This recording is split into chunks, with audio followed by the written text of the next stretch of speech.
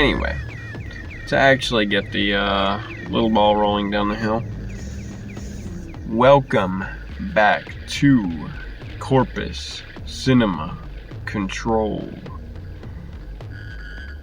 where we talk about experimental films, silent films, video art, all that good stuff that everyone loves, obviously. So, today we're talking about Malcolm Le Grice. I think I'm pronouncing that right. Malcolm Le Grice's 1967 film, Little Dog for Roger. This is an experimental short, black and white, home video style. So I believe this was made using his own childhood films, Super 8, something like that, of himself running through the backyard with a dog. And that's about all we see. Now, of course, this is experimental film we're talking about. The image is manipulated, and it's manipulated mostly through time and how long or how fast the film is moving and how long certain frames are held, things like this. All the footage is just re-photographed. And sometimes there seems to be some dual layering going on, of some layering of photography, like photographing the same film strip twice, and it's like moving back and forth, things like this. All motion and time based. This film, obviously to me, seems to be about like nostalgia, memory, childhood, how we remember things, you know, all within this realm of what many filmmakers and photographers are interested in, I feel. Framing of memories, things like this. Now, the childhood depicted in this film is not like just happy or just sad. It seems very the emotions are all over the place, and that comes from the manipulation of the time. If it were running at normal speed, 24 FPS or whatever, 16 FPS, whatever this old ass footage is, or would be, it would seem very sort of nostalgic, home video like. But when we like run through the frames really fast and then freeze on one and then like move it around, move it just a little, move it back, etc., there is this examination and this almost like horror-like quality that is created. There maybe are happy moments or joyful moments coming from when we see the dog playing, you know, the dog and the kid playing, but mostly it's a little horrific, or at least not so clear as to what the emotion is.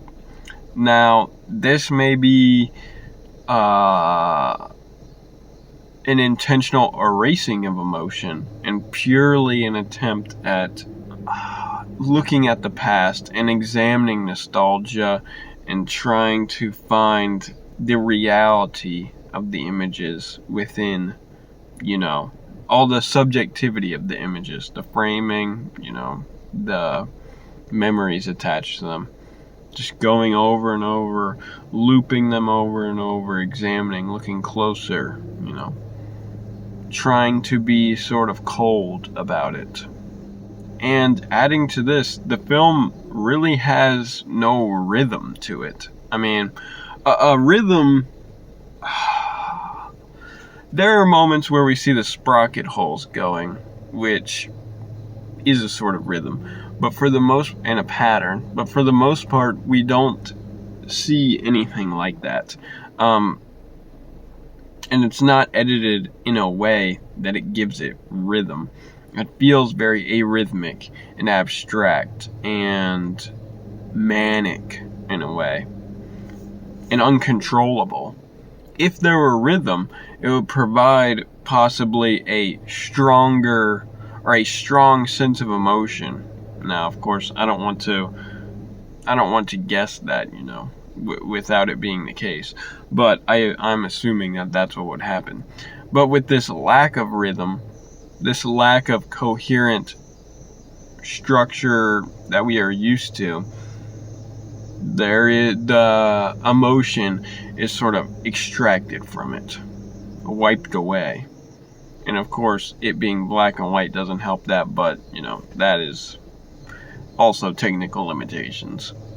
And it is really interesting watching these nostalgic images that we should feel happy for, or at least we're programmed to respond that way usually. It is interesting to watch these images, and they're scary or they're cold. It's just completely flipping what we would usually expect out of home video images like this.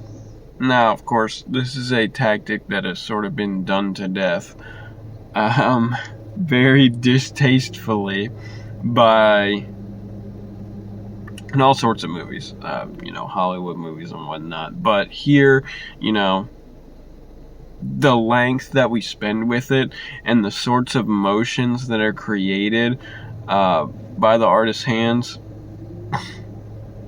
lend the film far more artistic merit and visual poetic interest than those little commercialized edits or whatever you see in movies and TikTok.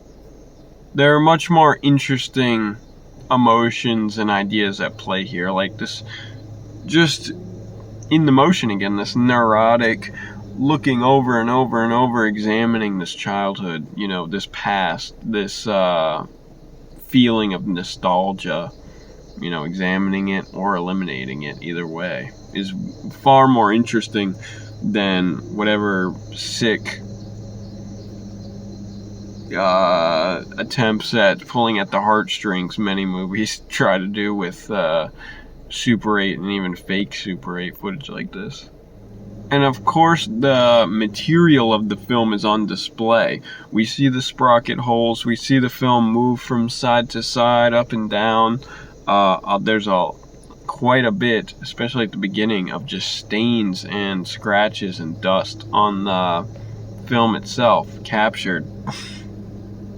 So the material is being exposed.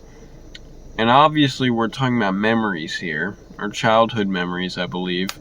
So it just got me thinking about the material of the brain and the material of memories themselves. If memories have material, some sort of invisible material or chemical material or electric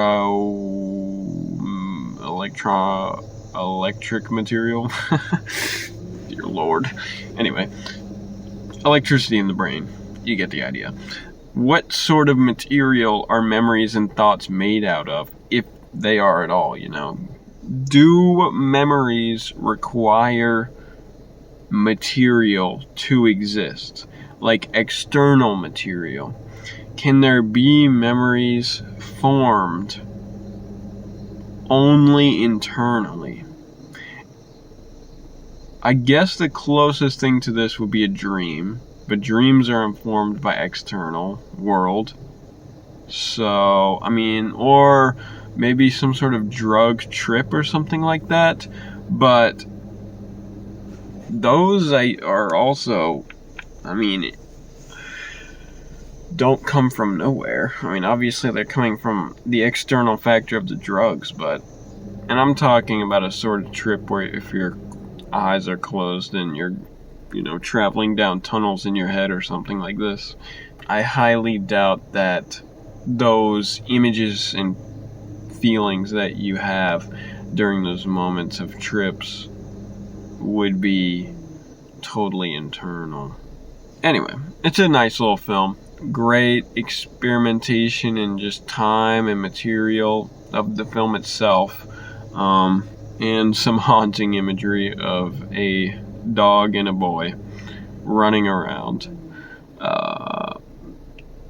twisting nostalgia into something totally different, or just erasing it altogether, as I said 10,000 times in this video. Anyway, short video, but those are my thoughts on Little Dog for Roger, which is a short film. Like Malcolm Grice, I too make films like Little Dog for Roger. Check them out, connorparsley.com, or, my YouTube, Connor Parsley. Just Google my name. Alright. Out.